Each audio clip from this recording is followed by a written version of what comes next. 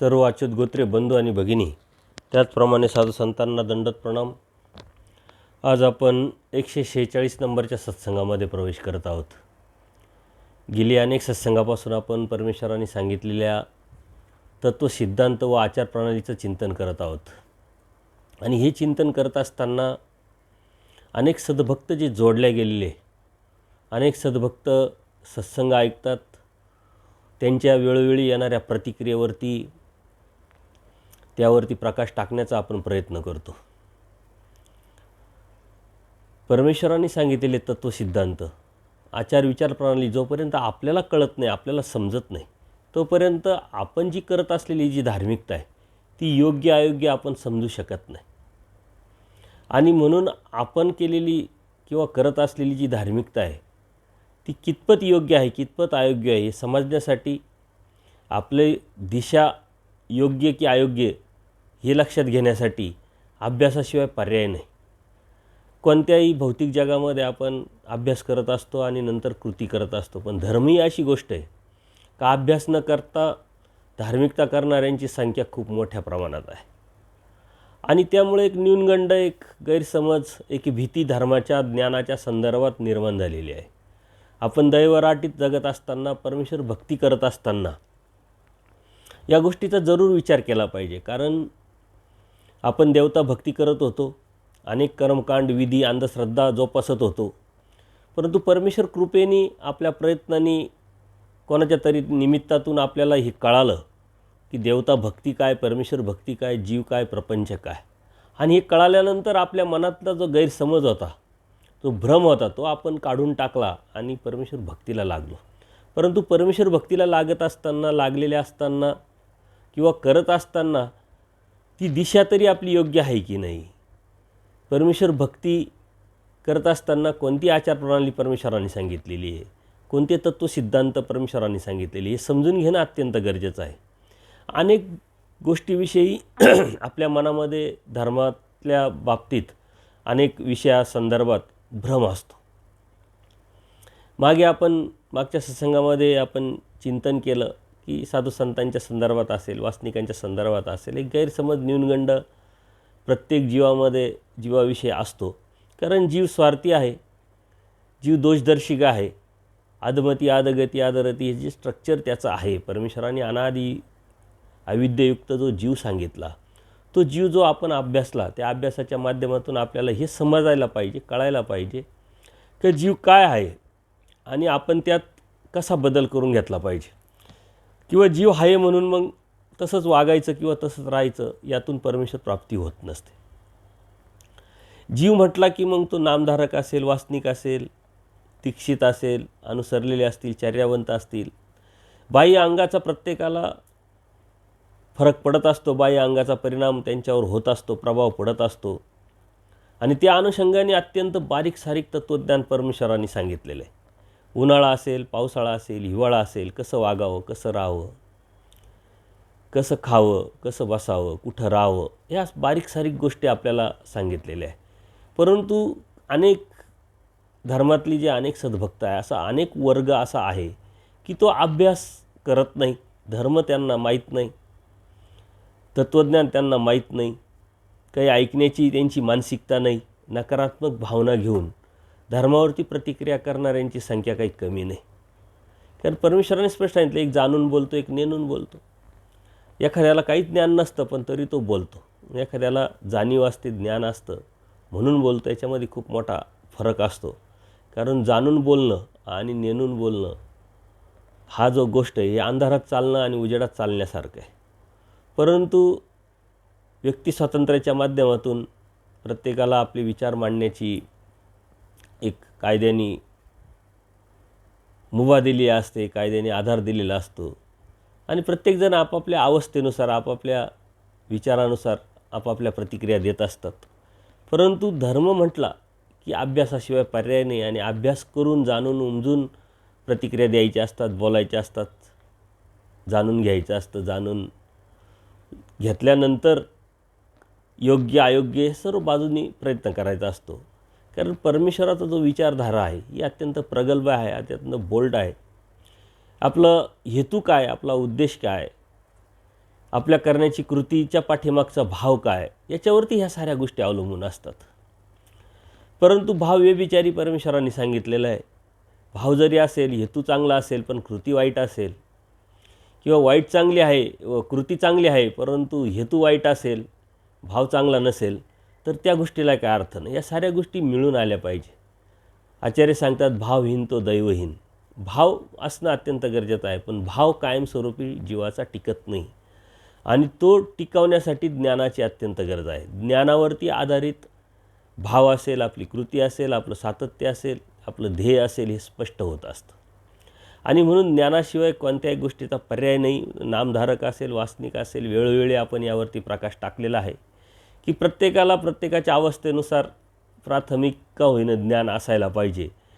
आज आपण 146 नंबरच्या सत्संगात प्रवेश करत असताना पाठीमागं जर आपण बघितलं, चिंतन केलं, तर अनेक विषयाला आपण स्पर्श केलेला आहे, त्याचं चिंतन केलेलं आहे. परमेश्वरांनी सांगितलेल्या तत्त्वसिद्धांताच्या अनुषंगाने चारी पदार्थाचं कार्यकारण स्वरूप लक्षण बघितलं आणि परमेश्वरांनी अनंत असे विषय ह्या तत्त्वज्ञानामध्ये मांडलेले. परंतु महत्त्वाच्या ज्या विषयाला आपण स्पर्श करून चिंतन केलेलं आहे की जे जे आपल्याला धार्मिकता सांभाळत असताना जे जे गरजेचं आहे, जे आपल्या ध्येयापर्यंत आपल्याला घेऊन जाईल, आपल्याला ध्येयापर्यंत जात असताना त्याचा उपयोग होईल, ह्या गोष्टीचा आपण चिंतन केलं. कारण धर्म ही इतकी मोठी गोष्ट आहे, धर्म ही इतकी मोठी संज्ञा आहे की त्याचा अभ्यास करण्यासाठी पूर्ण आयुष्यही गेलं तरी पूर्ण अभ्यास होत नाही. कारण अभ्यास या शब्दाशा जरी घेतला तर कृतीचा राहतो. कृतीमध्ये जात असताना अनेक अडथळे, अनेक अडीअडचणी निर्माण होत असतात. कारण जोपर्यंत आपण करत नाही तोपर्यंत त्याचा अनुभव आपल्याला येत नाही. आपण बोलतो, बोलणं वेगळं, करणं वेगळं. म्हणून त्या गोष्टीला, ज्या व्यक्तीला ज्या विषयाचा, ज्या गोष्टीचा अनुभव आहे, तो बोलणं आणि अनुभव नसताना बोलणं याच्यामध्ये खूप मोठा फरक आहे. भौतिक जगामध्ये या वेळोवेळी आपण या गोष्टी अनुभवत असतो. एखाद्याला कशाचा अनुभव असतो, एखाद्याला कशाचा अनुभव असतो. त्या अनुभवातून जे बोल असतात ते आपल्याला कायमस्वरूपी मार्गदर्शक ठरतात. कारण ते ज्ञानवाचक असतात, अनुभूतीतून, प्रचितीतून आलेले असतात. आणि म्हणून ह्या गोष्टीचा आपण पूर्णपणे विचार करून, चिंतन करूनच धर्म जोपासायचा असतो. धर्म खूप मोठा जरी असला तरी परमेश्वरांनी अत्यंत छोट्या छोट्या गोष्टीतून आपल्याकडून अपेक्षा केलेली आहे. ज्यावेळेस आपण सूत्रपाठात जातो आणि सूत्र वाचतो त्यावेळेस आपल्या लक्षात येतं की खूपच छोट्या छोट्या गोष्टीची अपेक्षा केलेली आहे, परंतु ती अपेक्षासुद्धा आपण पूर्ण करू शकत नाही. आणि जर त्या छोट्या छोट्या अपेक्षाही जर आपण परमेश्वराच्या पूर्ण करू शकत नसेल तर परमेश्वर भेटणं इतकं सोपं नाही. तो दुर्मिळातला दुर्मिळ योग, रहस्यातलं रहस्य ज्ञान परमेश्वर कृपेने आणि आपल्या प्रयत्नांनी, पूर्वजोडांनी आपल्याला भेटलेलं आहे. परंतु ते कृतीत आणण्याचं स्वतंत्री ही जीवाची असते. आद्यंती दैव मध्य पुरुष ही पूर्णपणे स्वतंत्री जीवाची असल्यामुळं, जीवाचा कड असल्यामुळं सर्वस्वी आपल्याला करावं लागेल. परमेश्वर काय करणार? परमेश्वराने सृष्टी निर्माण केली, परमेश्वराने अवतार घेतला, वाडोवेळी तत्त्वज्ञान सांगितलं आणि हे तत्त्वज्ञान स्वतः करून दाखवलं आणि आता जीवाला करायला सांगितलं आहे. बोध परमेश्वर देतात, प्राप्तीला परमेश्वर नेतात, परंतु आतला जो कड आहे करण्याचा, त्यागाचा, कृतीचा, हा सर्वस्वी जीवाचा आहे. आणि म्हणून आपण जे करतो ते आपल्याला फायदे ठरतं. दुसऱ्याचा विचार न करता आपल्या फायद्याचा विचार करून, आपल्या हिताचा विचार करून जेव्हा आपण धार्मिकता सांभाळायला सुरुवात करतो किंवा धार्मिकतावरती चालण्याचा प्रयत्न करतो तेव्हा खऱ्या अर्थाने आपण दैवराटीचे होतो. आपण न करता अनेकांचा विचार करत असतो, हा का करत नाही, यांनी का केलं नाही, याला तर खूप सोपं होतं करणं. अशा गोष्टीमध्ये आपला वेळ खूप जात असतो. परंतु धर्म हा सर्वस्वी स्वतः करण्याचा विषय आहे. स्वतः प्राप्तीच्या अनुषंगाने त्या रस्त्यावरती चालण्याचा विषय आहे. त्याग हा स्वतःनी करायचा असतो आणि ती पूर्णपणे स्वतंत्र ही जीवाची असते. पण जेव्हा आपण करतो तेव्हा आपल्याला फायदा होतो. दुसऱ्यांच्या फायद्याचा, तोट्याचा विचार करण्यापेक्षा आपण आपल्या फायद्याचा जेव्हा विचार करतो तेव्हा आपोआपच ह्या गोष्टी ज्या आपल्या मनामधल्या असतात, भावना असेल दुसऱ्याविषयी किंवा दुसऱ्याविषयीच्या काही अपेक्षा असतात, त्या पूर्ण होतील. पण आपण आपल्याकडून त्या पूर्ण पहिले करून घेणं अत्यंत गरजेचं आहे. म्हणून परमेश्वरांनी या जीवाला प्रथम जीव सांगितला, मग देवता पदार्थ सांगितला, प्रपंच सांगितला आणि शेवटी परमेश्वराने स्वतःची ओळख करून दिलेली आहे. आपण या तत्त्वज्ञानात जेव्हा जातो तेव्हा अनेक वेळेच्या माध्यमातून याचं आपण चिंतन करत नाही. खरं म्हणजे चिंतन हा धर्माचा एक पाया आहे, एक हृदय आहे. ज्याप्रमाणे परमेश्वरांनी सांगितलं आहे, जनावरं दिवसभर चारा खातात परंतु रात्री बसल्यानंतर रवंत करतात आणि त्या रवंत केल्यामुळं त्याच्यामध्ये धष्टता पुष्टता निर्माण होत असते. तसंच आपण घे घोकी जे मग काळे करून उपयोगात आहे. जिथून भेटल, ज्याप्रमाणे भेटल, ज्यांच्याकडून भेटल, हे घेतल्यानंतर चिंतन हे रवंत केल्यासारखे चिंतन करणं अत्यंत गरजेचं आहे. एखादी लीळा असते, त्या लीळेच्या माध्यमातून चिंतन करणं, सूत्राच्या माध्यमातून चिंतन करणं आणि त्या चिंतनातून आपल्याला काय कळालं, काय समजलं, परमेश्वरांनी सांगितलेलं जे प्रकरणवश आहे त्या प्रकरणवशाच्या माध्यमातून, त्या भक्ताच्या माध्यमातून परमेश्वरांनी सांगितलेलं जो आचार विचार प्रणाली आहे ती आपल्या हृदयापर्यंत, आपल्या बुद्धीपर्यंत किती पोचली अत्यंत महत्त्वाचं आहे. कारण अंतःकरणामागच्या सत्संगामध्ये आपण बघितलं की अंतःकरण हा आपल्या शरीरातलं सर्वात जे महत्त्वाचं इंद्रिय आहे त्याचा आपण न विचार करता आपण बाकीच्या इंद्रियांचा विचार करतो. जसं परमेश्वर सांगतात, सर्व इंद्रिय पकडले आणि जीभ जर पकडली नाही तर ते इंद्रिय न पकडल्यासारखेच आहे. पण जीभ जर, ही इंद्रिय आपण जर पकडलं तर सर्व इंद्रिय पकडल्यासारखं आहे. तसं अंतःकरण शुद्ध ठेवलं म्हणजे सर्वच जे इंद्रिय आहे ते शुद्ध ठेवल्यासारखे. परंतु अंतःकरण शुद्ध न ठेवता सारेच इंद्रिय शुद्ध करण्याचा किंवा शुद्ध ठेवण्याचा प्रयत्न केला तर ते सर्व वरवरडे असतं, ते न पकडल्यासारखं असतं, त्याला कोणत्या प्रकारचा अर्थ नाही. आणि म्हणून धर्म हा अंतर्शुद्धीचा विषय आहे. वेळोवेळी आपण यावरती चिंतन केलेलं आहे की आपण बाह्य अंगाने बघत असतो, बाह्य अंगाने धर्म करण्याचा प्रयत्न करत असतो, परंतु अंतरांग परमेश्वरांनी सांगितलं की भरवे काय असतं, सुंदर काय असतं, हे परमेश्वराचं स्वरूप जे आहे, अंतरस्वरूप, तेच परमेश्वरांनी सर्वात सुंदर सांगितलं आहे. आणि त्या स्वरूपाला सुंदरता, ती स्वरूपाची आपल्याला जर बघायची असेल तर आपल्यामध्ये सुद्धा तो भाव, तो हेतू, परमेश्वर आवडीचा भाव, सगळे संपत्ती असंपत्ती, जीवाची फक्त परमेश्वर संपत्ती, ही निष्ठा आली तर आपल्याला ते स्वरूप दिसणार आहे. आणि ही निष्ठा येण्यासाठी अंतर्भाव शुद्ध असणं, बुद्धी शुद्ध असणं अत्यंत गरजेचं आहे.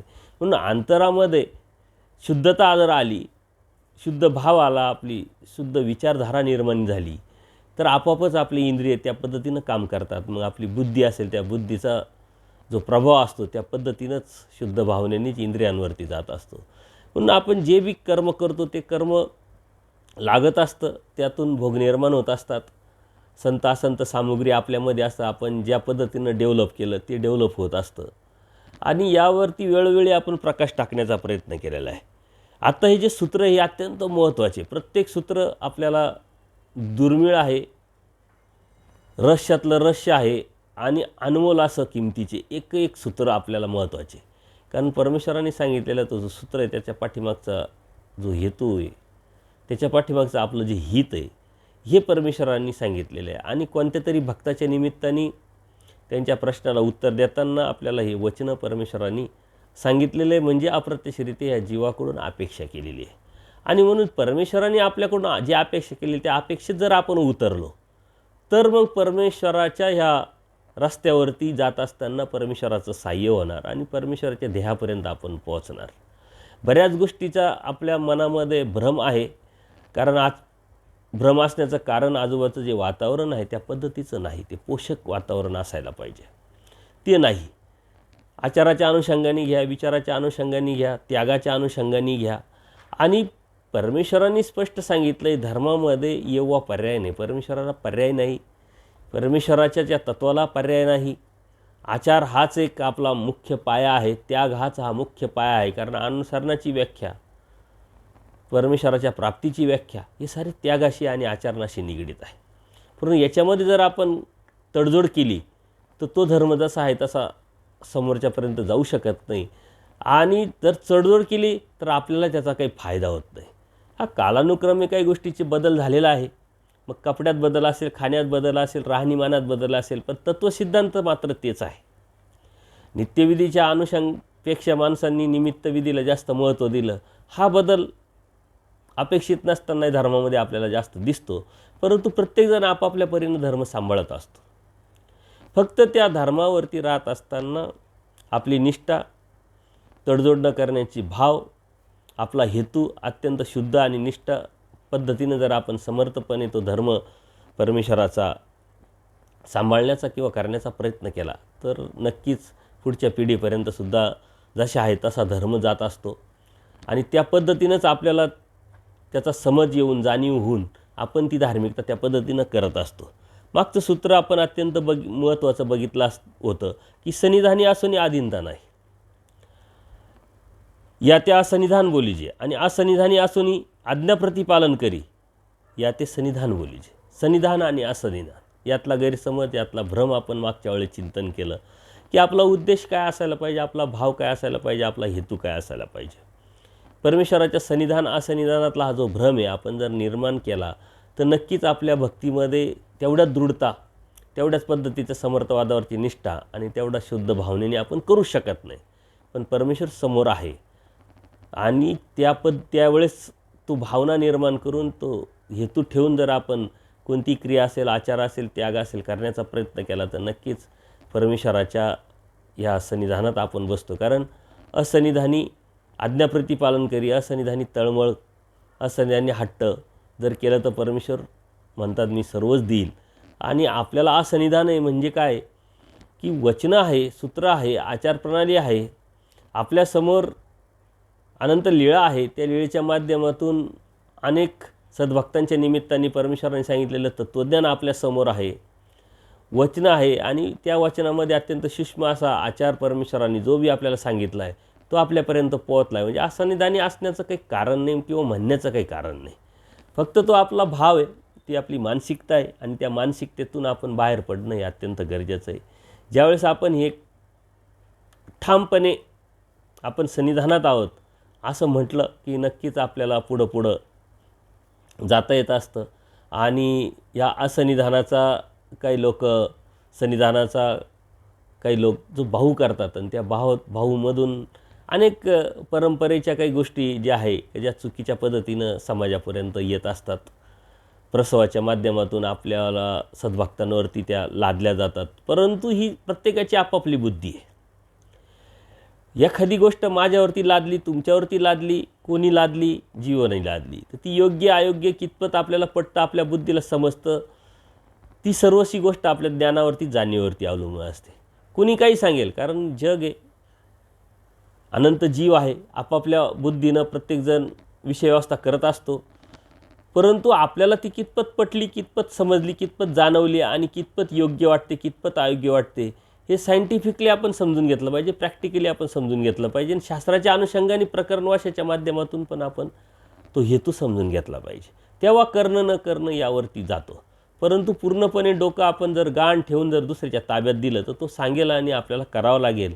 मग योग्य काय अयोग्य काय ही स्वतंत्र बुद्धी ठरवण्याची ताकद आपल्या बुद्धीमध्ये जर राहिली नाही तर नक्कीच मग अंधश्रद्धा असेल किंवा कर्मकांड असेल, विधी असेल, याचा बाहू आपल्याला पाहायला नक्कीच दिसतो. परंतु प्रत्येकच जण त्यामध्ये अडकलेलं असं होत नाही. आपल्याला परमेश्वराने बुद्धीचं जे देणं दिलेलं आहे, गिफ्ट दिलेलं आहे, हे सर्वात मोठं स्ट्रॉंग असं दिलेलं आहे.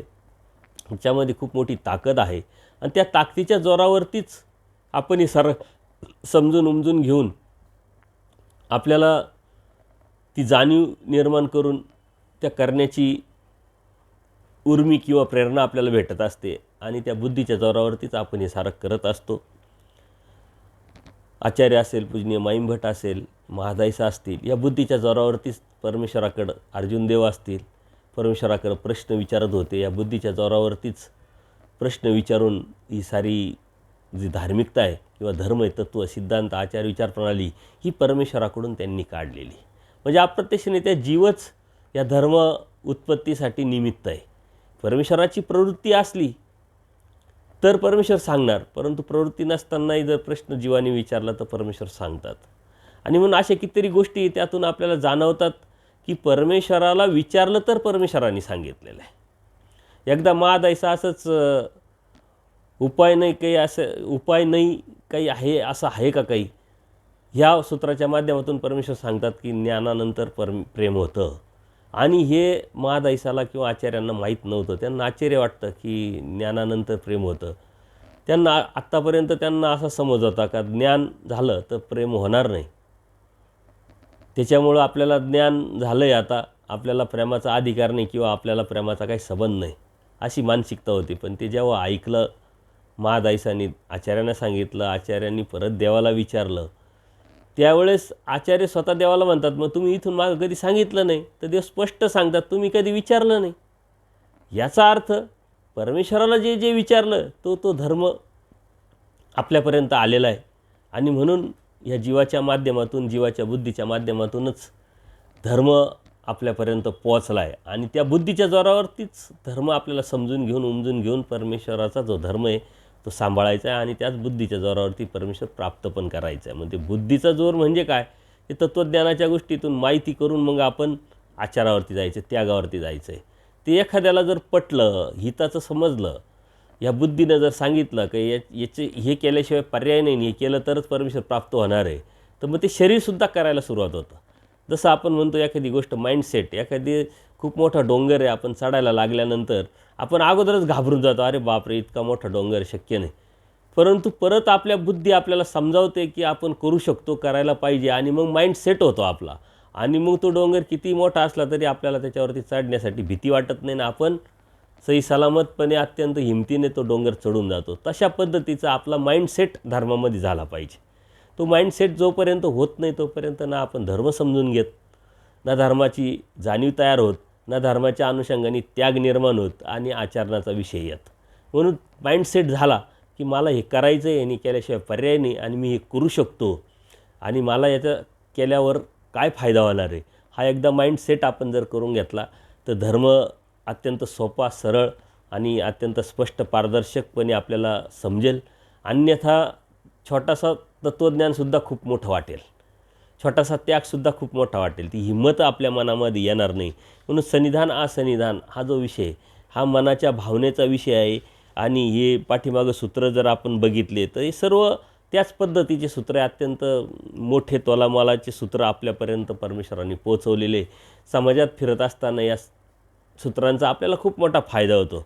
राजस तामसा धर्मी अधिकार नाही. राजस प्रवृत्तीचा माणूस कोण आहे, तामस प्रवृत्तीचा माणूस कोण आहे? मनामध्ये मन खराब आहे, दुसऱ्याविषयी शुद्ध भावना नाही आहे, दृष्टी नाही आहे, आपलं काय आहे हे न पाहता दुसऱ्याचं पाहण्याची प्रवृत्ती आहे. आणि त्यांनी सकाळ संध्याकाळ कितीतरी धार्मिकता केली, कितीतरी क्रिया केल्या, कितीतरी स्मरण केलं, तर त्याला धर्माचा अधिकार आहे का? म्हणून ह्या गोष्टी आपण समजून घेतल्या पाहिजे की धर्म कशाशी निगडीत आहे. आचार आहे, परंतु तो आचार कशातून आला पाहिजे, कोणत्या हेतूतून, कोणत्या उद्देशातून, कोणत्या भावनेतून आला पाहिजे. त्यागाशी निगडीत आहे, पण तो त्याग कोणत्या भावनेतून, कोणत्या उद्देशातून आला पाहिजे, कोणत्या भावनेतून आला पाहिजे. म्हणून शुद्धीकरणाला अत्यंत महत्त्व परमेश्वरांनी सांगितलेलं आहे. आणि ते आपण जर समजून घेतलं तर धर्म आपल्यासाठी खूप छोटा होऊन जाईल. पुढचं सूत्र आहे बाई ते यातना देह की. ते यातना देह, देह आणि यातना म्हणजे असं काही एक शरीर आहे का जे फक्त भोगण्यासाठीच. आज आपण समाजात जगत असताना आपल्याला काही लोक असे दिसतात का त्यांचं सारं आयुष्य कष्टामध्येच जातं, दुःखामध्येच जातं. त्यांनी पूर्वकर्म तसे जोडलेले असतात, परंतु हे जे देह आहे हे केलेल्या कर्माचं प्रायश्चित्त करण्यासाठी किंवा भोग भोगण्यासाठी एक वेगळी विशिष्ट सिस्टम अशी राबवल्या जाते. आणि ते परमेश्वराने सांगितलेले. डोमेग्रामला छिन्न पापी येथे परमेश्वराचं अवस्थान असतं. आणि महादाईसा प्रश्न विचारते, महादाईसा आपल्या शंका देवाला विचारत असतात.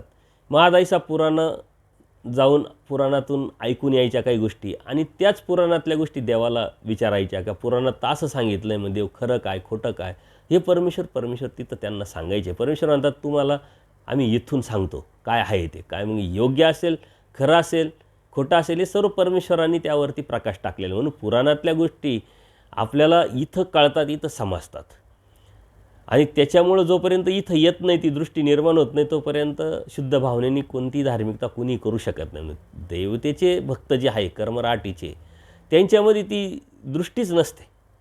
तो शुद्ध दृष्टी नसल्यामुळं अनेक ठिकाणी असं म्हटलं तर पुराणातले वांगे पुराणातच शोभा देतात. कारण तिथं कोणत्याही प्रकारचा मेळ नसतो, कोणाला काही जोडलेलं असतं.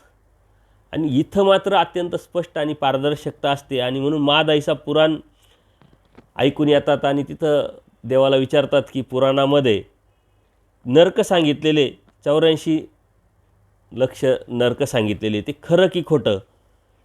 ते त्यावेळेस देव म्हणतात जे नरक पुराणात सांगितले ते खरे आहे म्हटले बाई. आणि मग त्या पद्धतीनं त्यांना मग परमेश्वरांनी अनेक नरक, आपण 13 भेदी नरक हा एक सत्संगच आपण घेतलेले 3-4 सत्संग, ते महादाईसाच्या प्रश्नालाच उत्तर देताना परमेश्वरांनी त्या नरकांचं वर्णन केलेलं आहे. आणि मग परमेश्वर त्यांना इथंसुद्धा तेच सांगतात की तुम्हाला जे नरक आहे त्याचं वर्णन आम्ही इथून सांगतो, कारण तिथं जे आहे ते पूर्णपणे नाही आहे. आणि मग देवाने तिथं वर्णन सांगितलं, वर्णन केलं. परत महादाईसा देवाला विचारतात, तर ते नरक भोगताना ते देहामध्ये जसं एखादा आपण म्हणतो की एखादा जर तळपत्या तेलामध्ये एखादा जीव टाकला, तो जगू शकत नाही, तो लगेच त्याच्यातून आत्मा निघून जाईल, ते शरीर संपेल. आणि महादाईसाला हा प्रश्न निर्माण होतो की जर एवढे नरक तो भोगणारा जीव आहे तर ते देह तर संपलं, मग राहतं काय म्हटले. मग परमेश्वरांनी इथं सांगितलं आहे ते यातना देह की, म्हणजे ते फक्त यातना भोगण्यासाठी देह दिलेला आहे. ते देह मरत नसतं, पण यातना मात्र होत असतात. आणि त्या पद्धतीनं परमेश्वरांनी त्याचं वर्णन केलेलं ते यातना देह की. आणि मग महादाईसाला ते सर्व ऐकल्यानंतर भीती वाटते आणि महादाईसा देवाला विनंती करते की हे कशाने चुकेल. आणि मग देवाने स्पष्ट सांगितलं की येत अनुसरल्याने ते चुकेल. मला अनन्य भावे जर शरण आला आम्हाला तर ते तिचे होईजे ते चुकेची. परमेश्वराचं होण्यासाठी आपल्याला हे नरकांचं वर्णन समजून घेणं अत्यंत गरजेचं आहे. कारण एखाद्या गोष्टीचा परिणाम आपल्याला जर माहीत झाला किंवा माहीत करून घेतला तर ती कृती करायला आपण 50 वेळा विचार करतो की चोरी जर केली, जर पकडलं गेलं तर आपल्याला काय शिक्षा होऊ शकते. समाजामध्ये बदनामी होईल, पोलीस पकडतील, मग आपल्याला शिक्षा होईल. या सारं समोर जर त्याने आणलं का तो चोरी करण्यापासून वंचित राहतो किंवा चोरी करण्यापासून सावध राहतो किंवा ते निर्णय बदलतो की नको बाबा हे खूप मोठं अडचणीचं आपल्याला ठरू शकतं. आणि म्हणून नरक समजून घेणं हे अत्यंत गरजेचं आहे, दुःख समजून घेणं हे अत्यंत गरजेचं आहे. आणि परमेश्वराने ते सायंटिफिकली सांगितलं आणि याला अनेक प्रमाण आहे. ज्यावेळेस द्वापार युग संपलं आणि द्वापार युग संपल्यानंतर सर्व पांडवांना देवाने सांगितलं का तुम्ही हिमालयात जा. हिमालयात जात असताना जे पांडवांमधले जे मोठे त्यांचे भाऊ असतात, ते भाऊ त्यांच्या मनामध्ये एक अभिलाषा निर्माण होते धृतराष्ट्रामध्ये. आणि ती अभिलाषा निर्माण झाल्यानंतर की बाबा ह्या राज्यावरती कोणाला तरी बसावं लागेल आणि म्हणून ते 8-10 दिवस कलियुगात राहतात. तरी परमेश्वरांनी त्यांना शिक्षा म्हणून कलियुगामध्ये ते नरकाचं जे दर्शन आहे त्यांना घडलेलं असतं. आणि हे दर्शन त्यावेळेसुद्धा हे वर्णन आलेलं आहे. आणि त्या वर्णनाच्या माध्यमातून त्यांना ते समजतं, कळतं आणि त्यांची चुकी उमगून ते मग हिमालयात जातात. ती परमेश्वराची कृपा आहे. कारण इथं कलियुगाच्या परमेश्वराने स्पष्ट सांगितलं आहे या कलियुगामध्ये जे चौकडीचं नरक आहे, कलियुगात जन्ममात्र चौकडीचं नरक प्राप्त होतं आणि त्यांना चौकडीचं नरक प्राप्त झालं नाही, ही परमेश्वराची कृपा म्हणावी. कारण 8 दिवस राहिले म्हणजे अप्रत्यक्षरित्या कलियुगात ते होतेच, पण तरी त्यांना त्या नरकाचं दर्शन घडतं. असंच वर्णन इथं आपल्याला कलियुगाचे परब्रह्म परमेश्वर अवतार सर्वज्ञशी चक्रप्रभूंनी सांगितलेलं आहे. आणि ते कशाने चुकेल हे सुद्धा महादाईसाला उत्तर देताना परमेश्वरांनी सांगितलेलं आहे. तर ते यातना देह म्हटले, कारण ह्या नरकामध्ये अनेक नरक आहे.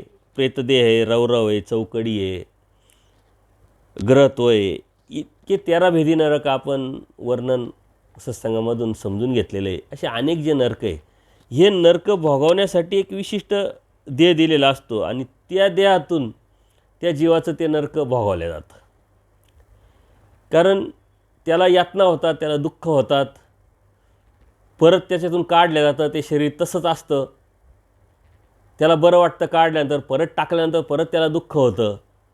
जसं एखादी गोष्ट असते, आपण सुद्धा आज जगत असताना एखादाने आपल्याला मन दुखावलं, एखाद्याने आपलं मन पोळवलं, काहीतरी आपल्यावरती शिंतोडे उडवले किंवा काहीतरी चुकीचं बोललं किंवा अपमानास्पद वागणूक दिली, तो घाव काय आपल्या दिसत नाही शरीरावर किंवा कुठं काही, परंतु त्याला ते दुःख होत असतं. एखाद्या गोष्टीचा घाव होतो, एखाद्याला काटा टोचला किंवा काहीतरी लागलं तर त्याला ते लागलेलं दिसतं, टाके पडलेले दिसतात, रक्त आलेलं दिसतं, परंतु अशा काही गोष्टी असतात का तिथं कोणत्या प्रकारचा घाव दिसत नाही, परंतु त्याला मात्र त्या यातना होत असतात, आतून तो पोळत असतो, दुःख होत असतं. अशा पद्धतीचं हे आहे की ते शरीराचं नष्ट होत नाही, परंतु यातना मात्र त्याला होत असतात. आणि म्हणून ते यातना देहाच्या माध्यमातून हे भोगवण्याचं काम, नरक भोगवण्याचं काम ज्या शरीरातून दिलं जातं त्याला यातना देह असं म्हटलं जातं. आणि हे यातना देहाच्या माध्यमातून मात्र कोणत्या प्रकारची निष्पत्ती नसते, संत असंत कर्माची काही निष्पत्ती नसते, तिथं अधिकार नसतो, अनाधिकार नसतो, दैवराटीच्या धर्मक्रियेशी अधिकार या देहाला पण नसतो, कारण तो देह त्याच पद्धतीनं फक्त भोगवण्यासाठीच असतात. थोडक्यात काय की 84 लाख योनी जर आपण चलद्रूप नरक बघितलं, कुत्रा आहे, मांजर, डुक्कर आहे, म्हैस आहे, बैल आहे, हे भोगवण्यासाठीच ते नरक त्यांना दिलेले असतात. आता तिथं जाऊन त्यांनी काही जर चांगलं केलं तर त्याचा त्यांना काही फायदा होत नाही, कारण कर्मनिष्पत्ती नाही. तिथं त्यांनी हिंसा केली, कुत्र्यांनी काही उंदीर मारला, ते त्याला लागत नाही, किंवा एखाद्याला मदत केली, एखाद्या माणसाला मदत केली किंवा कोणाचा तरी जीव वाचवला, म्हणजे चांगलं कर्म केलं म्हणून त्याला ते पुण्यरूपात पडत नाही. म्हणजे संत असंत क्रियेचा त्याला कुठेही त्याचा फायदा होत नाही, कारण ते शरीर असतं किंवा तो त्याचा जन्म असतो ते फक्त भोगवण्यासाठीच असतं. तसं भोगभूमीमध्ये कर्मनिष्पत्ती नाही, तसंच 84 लाख योनीमध्ये इथं कर्मनिष्पत्ती नाही. जसं आता झाडं आहे, स्थावर नरक, ते झाडं लोकांना फळं देतात, सावली देतात, मग याचा अर्थ का त्यांना काहीतरी पुण्य वाटत असेल का? असं काही नाही, कारण ती भोग योनी आहे, भोगण्यासाठीच ते नरक योनी आहे. तसंच ही नरक योनी आहे, ती भोगण्यासाठी ते शरीर दिलं जातं. त्याच्यामुळे संत असंत तिथं कणव, परमेश्वराचं ज्ञान, प्रेम, अधिकार, अनाधिकार याचा काहीच संबंध नसतो. त्याला भोगवण्यासाठी ते देह दिल्यानंतर ते भोग त्याला देण्यासाठीच त्या देवतेच्या माध्यमातून हे भोग त्या शरीराच्या माध्यमातून त्याला दिल्या जातात. आणि जेव्हा ते पूर्ण त्याचं भोग संपतील तेव्हा तो क्लीन होईल थोडक्यात, आणि तो क्लीन शुद्ध झाला की मग पुढची चाल त्याला तयार होतात. तसं परमेश्वराने सांगितले ते यातना देह की हे चलद्रूप स्थावर नरकाच्या माध्यमातून आपण जर लक्षात घेतलं तर अधिक स्पष्ट आणि अधिक क्लिअर होईल की यातना देह कसं असू शकतं आणि कसं आहे. तर त्या यातना देहात न जाण्यासाठी, त्या नरकात न जाण्यासाठी, ते दुःख आपल्याला न मिळवण्यासाठी परमेश्वराने उपाय पण सांगितला, आणि तो उपाय आहे अनुसरणाचा. अनुसरण हे त्यागाशी निगडीत आहे, अनुसरण हे शुद्ध भावनेशी निगडीत आहे, आचरणाशी निगडीत आहे.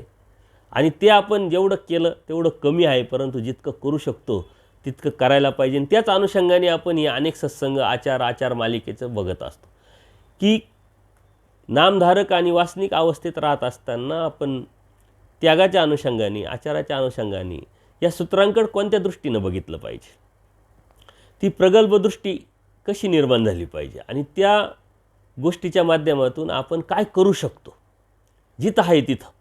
जेव्हा त्याग करू तेव्हा आपल्याला ही सवय जर लागेल असेल, ही मानसिकता निर्माण आपली झालेली असेल, तर ते करणं अत्यंत सोपं होऊन जाईल.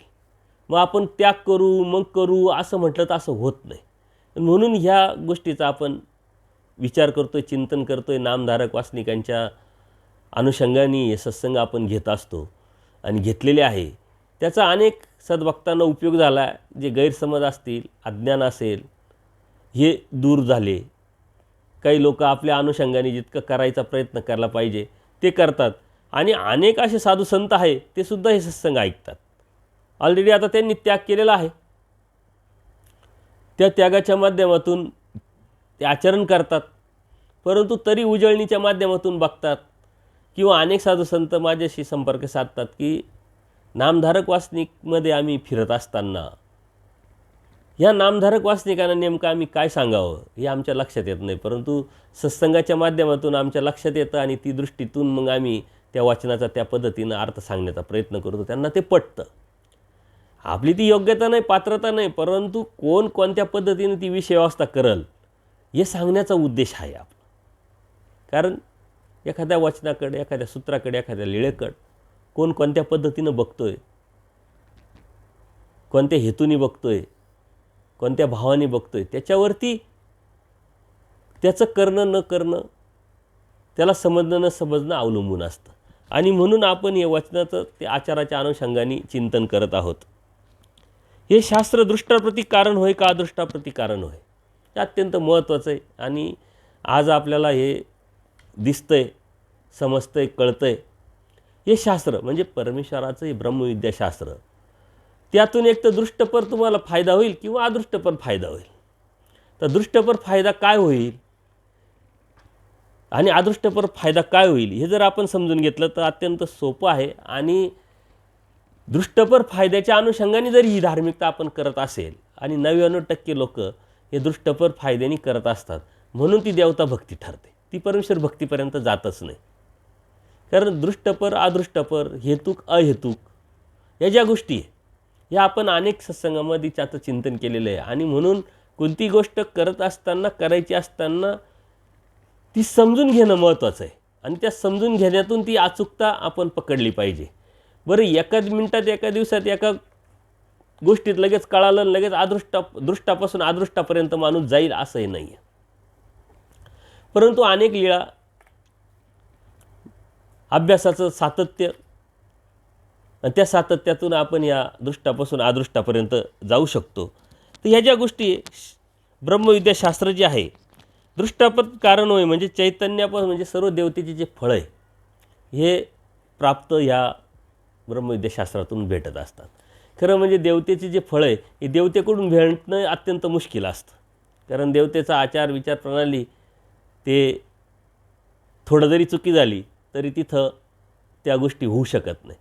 परंतु देवतेचे जे फळ आहे हे परमेश्वराकडून भेटत असतात. कारण ज्या पद्धतीचा भाव जिथंपर्यंत पोचला आहे भक्ताचा, तिथं परमेश्वर त्या लेवलचं फळ देतात. म्हणून अगदी कर्मभूमीपासून च्या देवतेपासून तर चैतन्य देवतेपर्यंत या साऱ्या 81,00,00,000 देवतेचे जे फळ आहे हे दृष्टपर फळ आहे. कारण तिथं जन्ममृत्यूला परत यावं लागतं. जोपर्यंत हाय पुण्यवंश तोपर्यंत ते सुख आपल्याला भेटेल, आणि ते संपलं का परत तीच देवता आपल्याला जन्ममृत्यूच्या फेऱ्यात टाकते.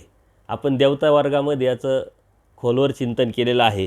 तर हे दृष्टपर जे फळ आहे इथून भेटत असतात, परमेश्वर भक्तीतून.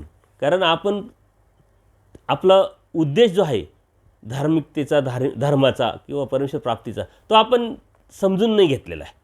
आणि म्हणून या जीव स्वार्थी आहे, त्या स्वार्थापोटी मला हे भेटावं, मला ते भेटावं या उद्देशाने आपण जी धार्मिकता करतो आहे, त्या धार्मिकतेच्या परमेश्वर दयाळू, माळू, कृपाळू असल्यामुळं ते परमेश्वर ह्या देवतेचे फळ आहे ते दृष्टपर हेतूनी केलेले असल्यामुळे ते आपल्याला देतात.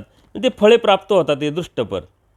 अथवा अदृष्टपद कारण होय म्हणजे कर्मनाश योग्यता आपली इथं होत असते, आणि त्यातून योग्यता प्राप्त होऊन ज्ञान होतं, प्रेम उपाय जोडल्या जातात, प्रेमोपाय होतो. अशा पद्धतीनं धार्मिकता करत असताना एक तर देवतेचे फळ दृष्टपर होतात. अदृष्टपर आपलं धार्मिकता करत असताना आपला कर्मनाश होत असतो, योग्यता प्राप्त होत असते, ज्ञान, प्रेम आपल्याला परमेश्वराचं भेटत असतं. त्याचप्रमाणे दृष्टपर कारण म्हणजे द्रव्य भेटतं, मानपान भेटतो, मान्यता भेटते, कीर्ती भेटते. आता धर्मामध्ये या गोष्टी होतात. एखाद्याला शास्त्र कळतंय, समजतंय, ते आपल्याला सांगतात, मग आपण आपोआपच त्यांची मानमर्यादा ठेवतो, मानपान भेटतो, कीर्ती होत असते. मग नामधारक वासनिकांमध्ये पण या गोष्टी असतात. तुम्ही चांगल्या पद्धतीनं धार्मिकता करत असाल, आचरण करत असाल, त्यागाच्या गोष्टीनं तडजोड न करता परमेश्वर प्राप्तीच्या अनुषंगाने रस्ता कापत असाल, कोणाला चांगलं सांगत असाल शुद्ध भावनेनी, तर आपोआपच 4 लोक तुम्हाला मानपान द्यायला सुरुवात होते. म्हणजे दृष्टपर फायदा होतो. आणि अनेक सत्संगामध्ये मी सांगितलं आहे की अदृष्टपर फायद्याच्या अनुषंगाने परमेश्वराचं एक वचन पाळा. जसं गोड बोला, महात्म्याने गोड बोलावं, महात्म्याने सत्य वागावं.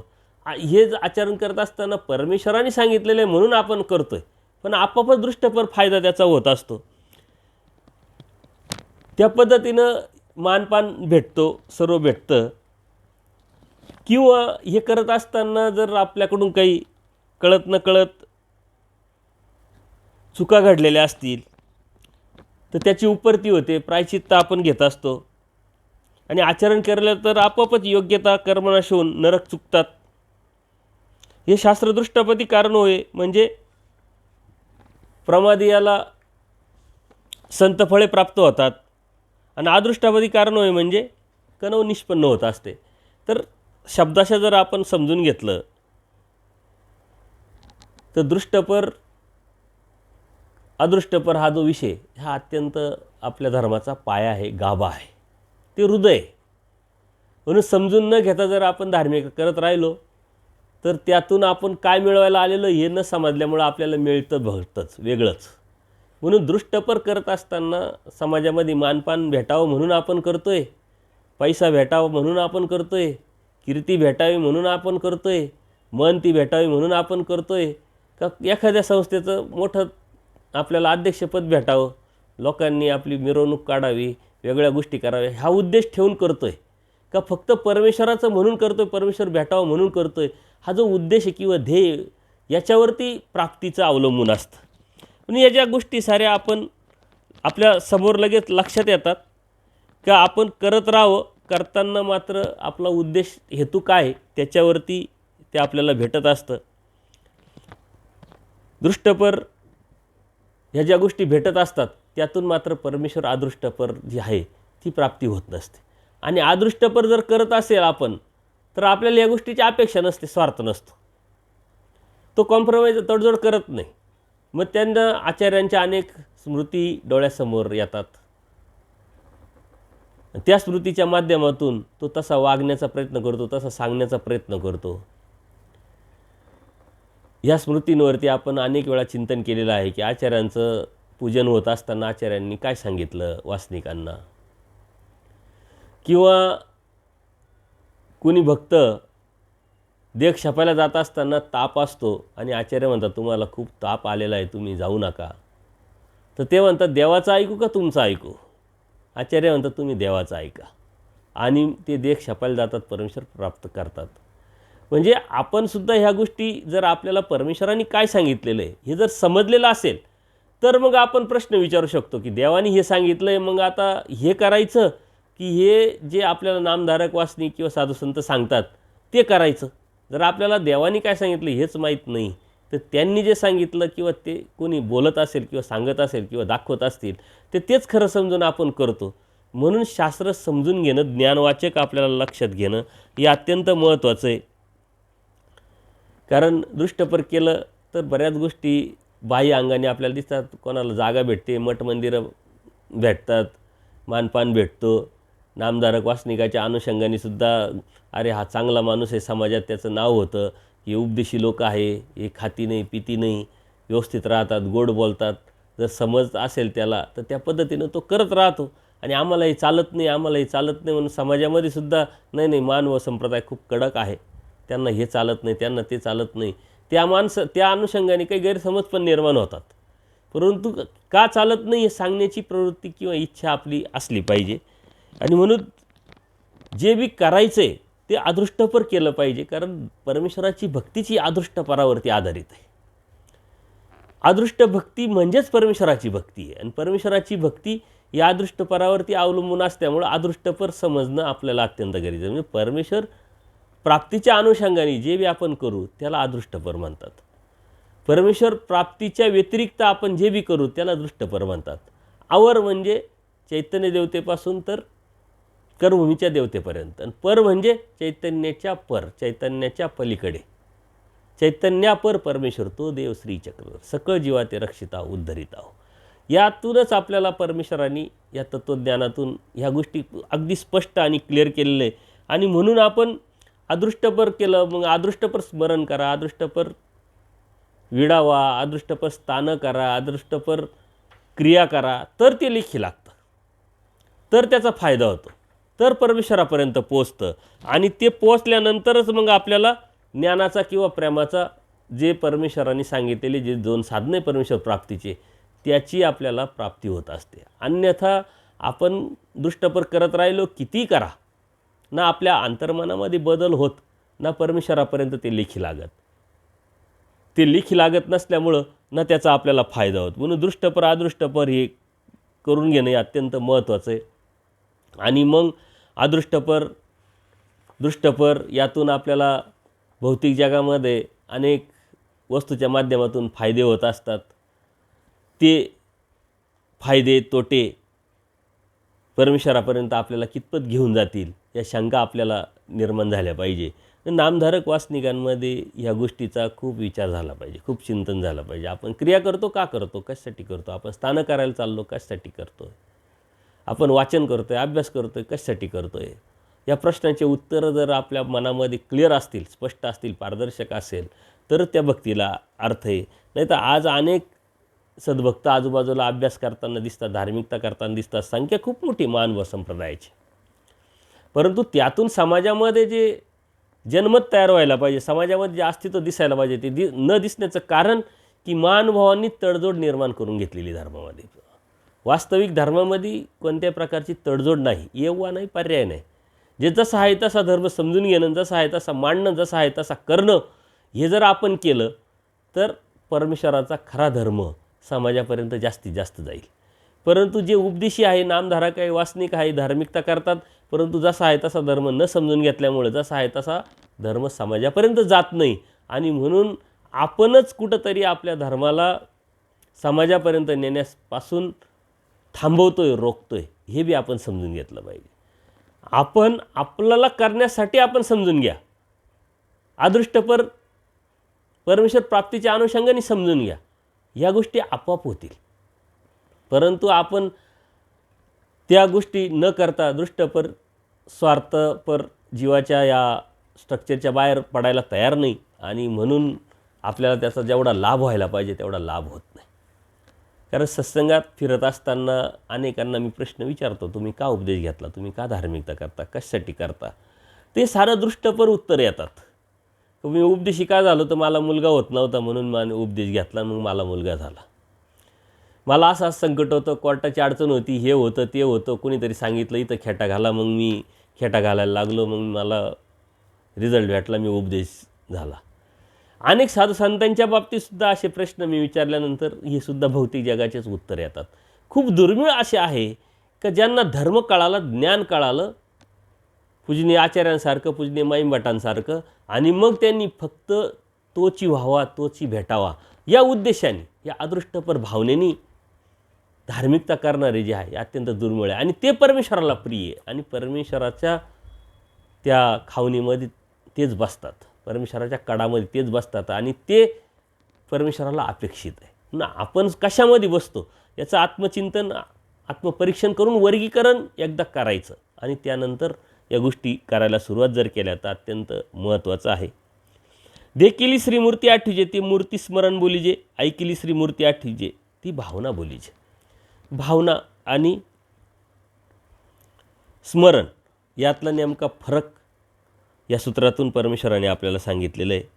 देखील श्रीमूर्ती आठवीजे म्हणजे सन्निधानातून असन्निधानात जे भक्त आले.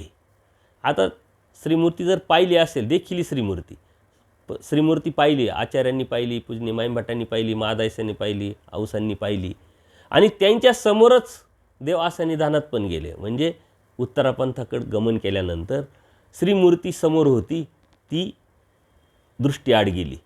ते त्या मूर्तीचं स्मरण करू शकतात, चिंतन करू शकतात. आचार्य तासनतास दिवसभर स्मरण करायचे, त्यांना ना ताण लागायची ना भूक लागायची. आणि तेच पूजनीय माईंभटांनी हेरलं आणि त्यांना विचारलं की तुम्ही कशाचं स्मरण करता, कशाचं चिंतन करता. आणि त्यांनी सांगितल्यानंतर मग माईंभटांच्या बुद्धीतून ही गोष्ट आली का तुम्हाला 2-2 देवाचं सन्निधान, पुढच्या पिढीचं काय, आणि मग हे मी लिखाण करू का, हे शोधणी करू का.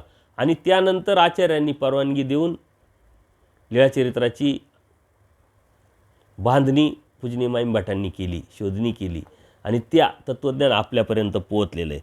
तर जसं सन्निधानातून असन्निधान गेलेले जीव जे आहे ते मूर्तीचं स्मरण चिंतन करू शकतात, त्यांच्यासाठी मूर्तीस्मरण सांगितले.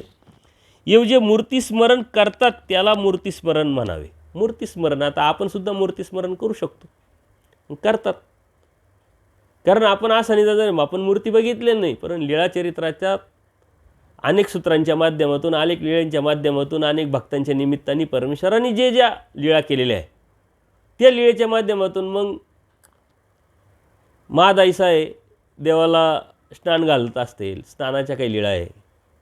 फळांच्या माध्यमातून काही देवाला अर्पण केलं त्या लीळा आहे. काही भक्तांनी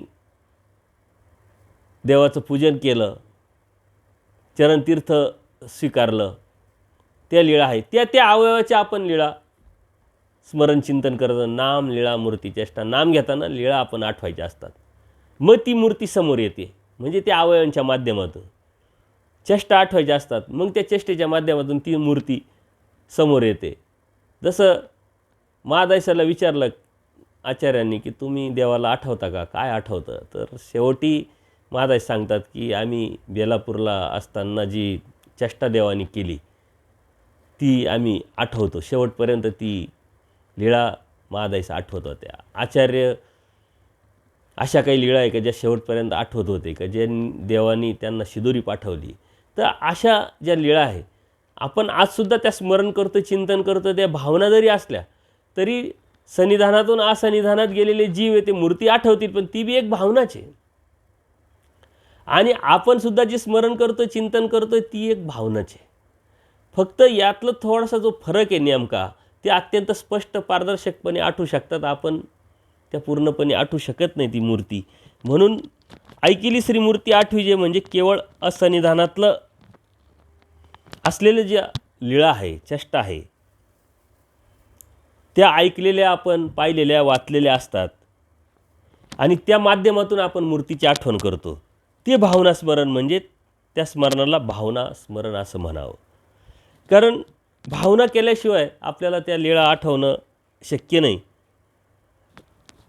ऐकलेलं जे आहे त्याची आठवण आपण केली तर त्याला भावना म्हणणं, आणि स्वतः प्रत्यक्ष पाहिलं ते करणं त्याला स्मरण म्हटलं जातं. आता यामध्ये ज्ञानी भक्त, प्रेमी भक्त या अनुषंगाने त्याचं वर्गीकरण केलेलं आहे. सन्निधान असन्निधानातलं वर्गीकरण केलेलं आहे. तर स्मरण करत असताना एक सिस्टम असते आणि ती सिस्टम परमेश्वराने सांगितली. नाम लीळा मूर्ती चेष्टा. नाम घेताना आपण लीळा आठवली पाहिजे. ती लीळा आठवताना मग काही विशिष्ट अवयवांच्या ज्या लीळा घडलेल्या आहेत त्या जर आठवल्या तर आपल्याला ते अवयवयुक्त परमेश्वराची जी मूर्ती आहे ती थोडी थोडी आपल्याला भावना करता येते. त्या भावनेच्या माध्यमातून स्मरण आपल्याला साधता येतं.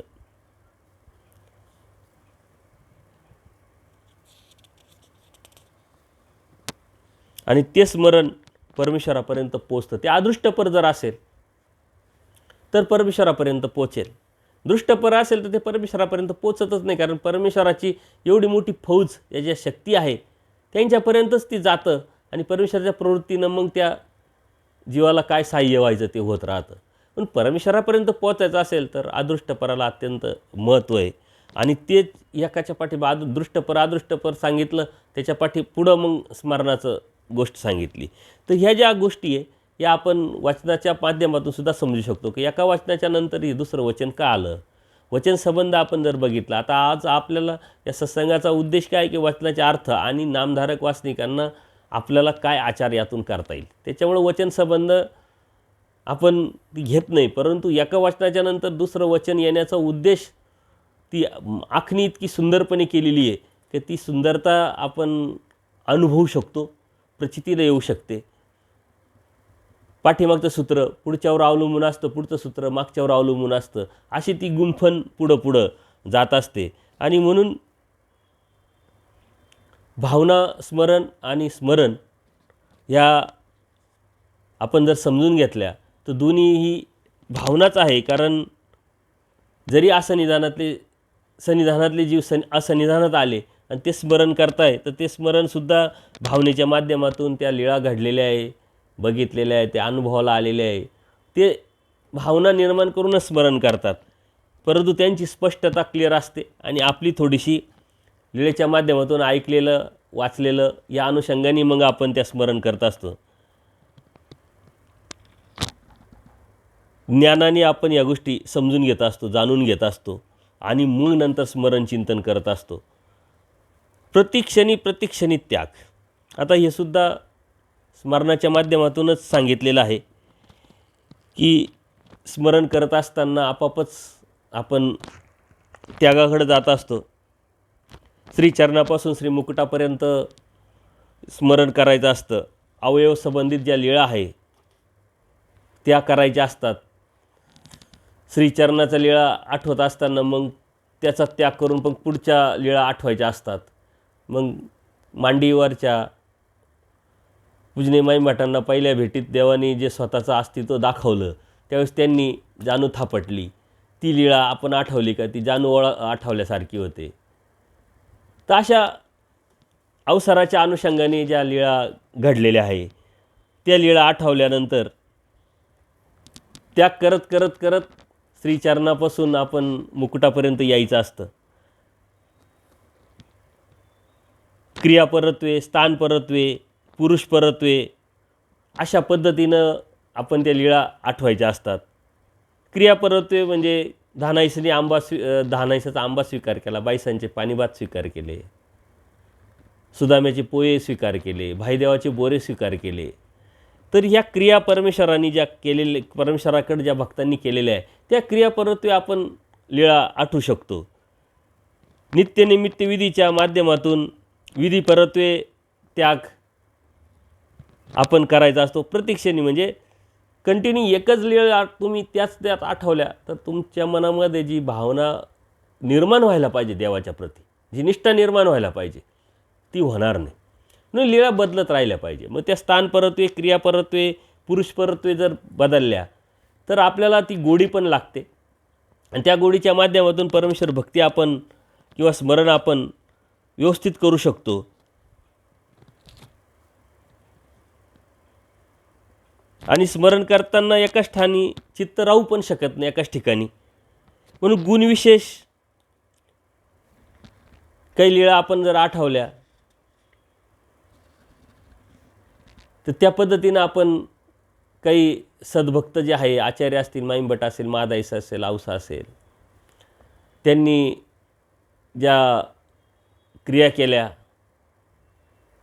आचार्यांची पहिली भेट, त्यांनी केलेल्या क्रिया, सेवा, पूजनीय माईमभटांची भेट, त्यांनी केलेली सेवा, मग गोविंदप्रभू बाबांच्या ठिकाणी केलेली सेवा, औसांचं परमेश्वराच्या ठिकाणी असलेलं अत्यंत वेदपूर्वक प्रेम, त्यांचं रागावणं, तसंच महादाईसाचं प्रश्न विचारणं, या साऱ्या गोष्टी आपण लीळेच्या माध्यमातून स्मरण करू शकतो. स्थानपरत्वे विजन स्थान असेल, निद्रास्थान असेल, पुरुषपरत्वे म्हणजे संघ सांगात भेट, शुश्रूषा अशा विधीच्या माध्यमातून आचरण करताना पुरुषपरत्वे त्याग. तसेच पुरुषांची भेट झाली, त्यांच्याशी भेटीचे विधान, त्या पद्धतीच्या भेटी, परत पुरुषांची भेट घ्यावी म्हणजे परमेश्वर प्रत्येक भक्त बघा देवा आता तुम्ही आता पुढची कुठं भेट द्याल, अशा पद्धतीनं मग देव सांगायचे अशा अशा प्रांती आम्ही तुम्हाला भेट देऊ आणि त्या पद्धतीनं त्या लीळा आपण आठवायच्या राहतात. आणि अशा पद्धतीनं त्या लीळा जर आपण आठवत राहिलो तर त्याचा पालट पण होत राहतो आणि त्या लीळेवरती आपण तासनतास लीळा करू शकतो. नुसतं लीळा न करता गाठी ओढत राहिलो तर 2, 4, 5 गाठ्या झाल्या का आपल्याला वाटतं खूप स्मरण झालं. पण लीळा आठवत आठवत या साऱ्या समोर आपण डोळे बंद करून नजारा समोर जर आणत राहिला, ते वर्णन आपल्या समोर जर येत राहिलं तर नक्कीच आपण कितीतरी वेळ स्मरण शांततेने करू शकतो. परंतु त्याचं ज्ञान नसेल, लीळा माहीत नसेल तर स्मरण करू शकत नाही. मी अनेक सद्भक्तांना तुम्ही स्मरण करता का? हो स्मरण करता. मग कोणती लीळा आठवता? त्यांना लीळाच माहीत नाही. स्मरण करतो म्हणता पण लीळाच माहीत नाही. मी एका ठिकाणी मंदिरात स्मरण करत बसलो होतो शांततेने. 2-3 सद्भक्त आले, माझ्याजवळ बसले. मी डोळे उघडल्यानंतर इकडे तिकडे पाहायला लागले. ते म्हणे का हो तुम्ही काय करताय? म्हटलं स्मरण करतोय, गाठी करताय. तो म्हणे तुम्ही स्मरण करता, कोणाचं स्मरण करा? मला शंका आली, म्हणतो तुम्ही उपदेशी का? म्हणे हो आम्ही उपदेशी, आम्ही सर्व आहे, देवपूजा आहे घरी. मग तुम्हाला स्मरण माहीत नाही आहे आणि मी काय करतो हे माहीत नाही, तर तुम्ही उपदेशी कसे काय होऊ शकता म्हटलं. म्हणजे काय परंपरेने आलं, आमच्या घरी देवधर्म होतेच, साधू संत यायचे, उपदेश घ्या म्हटले, आम्हाला दिला उपदेश, आम्हाला त्यातलं काहीच नाही माहिती नाही. मग असे कितीतरी लोक आहे का स्मरण करायचं आहे तर कसं करायचं, लीळा म्हणजे काय, चेष्टा म्हणजे काय माहीत नाही, तर ते उपदेशी कसे असू शकतात. आपण कोणत्या याच्यात बसतोय हे आपण बी आता चिंतन केलं पाहिजे. का आपण स्मरण करतोय, चिंतन करतोय, पण कशा पद्धतीनं आपण स्मरण करतोय, चिंतन करतोय, या क्रिया आपल्याला माहीत आहे का, स्थानं आपल्याला माहीत आहे का. हे पुरुष लीळाचरित्रामध्ये जे आपले अनेक सद्भक्त आलेले, त्यांच्या माध्यमातून परमेश्वरांनी जे आपल्यापर्यंत लीळा पोचवल्या, तत्त्वज्ञान पोचवलं, आचार विचार प्रणाली पोचवली, ती आपल्याला माहीत आहे का. ठीक आहे, त्याचं कोणाला कोण लागतं, कोणाचं नाव माहीत नसेल, आणि त्याच्यामध्ये बऱ्याच गोष्टी असतात. कारण कोणती लीळा कोणत्या सद्भक्ताच्या संदर्भात घडली हे नावं लक्षात ठेवणं थोडं अवघड असतं. माझ्यासारख्याला सुद्धा त्या गोष्टी कठीण होतात, साधू संतांकडून सुद्धा त्या गोष्टी होतात. परंतु आपल्याला ती लीळा माहिती पाहिजे, त्या व्यक्तीचं नाव नाही माहिती पाहिजे तरी हरकत नाही, त्या व्यक्ती कोणाची कोण लागते त्याचं नाथगोत आपल्याला माहीत नसलं तरी चालेल, परंतु परमेश्वराच्या त्या लीळेच्या पाठीमागचा उद्देश हे आपल्याला समजलं पाहिजे. ती लीळा आपल्या नजरेसमोर आली पाहिजे. आणि तासनतास स्मरणाला आपण कधी बसू शकतो, जेव्हा त्या लीळा आपल्या समोर येत राहतील. त्यासाठी मी मागे उदाहरण पण दिलं होतं का आपण टी व्ही पाहतोय, परंतु त्या टी व्हीतला चित्र आपल्याला नीट कळालं, त्याचा भाषा आपल्याला कळाली, त्यात समजलं, तर आपण तासनतास टी व्ही पाहू शकतो. तसं स्मरण करताना डोळ्यासमोर हे चित्ररूपाने ह्या लीळा आल्या पाहिजे, आणि त्याच्या पाठीमागचा हेतू भाव हे पण आपल्याला बुद्धीला कळायला पाहिजे, समजलं पाहिजे. तेव्हा मग ते आपण तासनतास लीळा करू शकतो. आणि परमेश्वरांनी लीळाच्या हा जो प्रकार आहे ह्या सूत्रातून आपल्याला सांगितला, आणि क्षणोक्षणी त्या दुसऱ्या अनुषंगाने आपण पुढच्या सत्संगामध्ये नक्की बघू. काही प्रतिक्रिया असेल तर नक्की कळवा. दंडोत प्रणाम, दंडोत प्रणाम, दंडोत प्रणाम.